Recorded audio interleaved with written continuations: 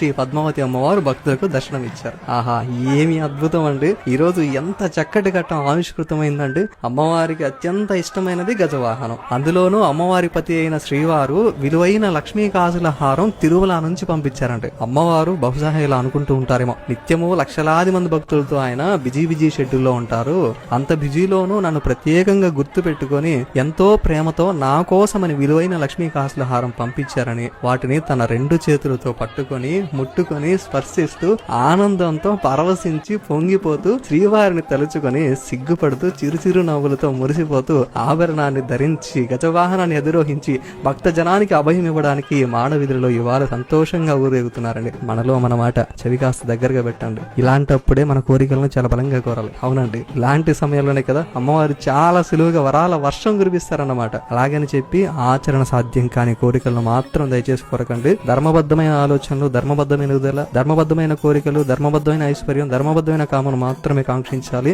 యద్భావం తద్భవతి. మీరు నమ్మి కోరండి. నేను అనుభవంతో చెప్తున్నాను, నమ్మకంతో చెప్తున్నాను, అమ్మవారు మీకు ఇచ్చేస్తారండి. సందేహమే లేదండి. నమో వెంకటేశాయ.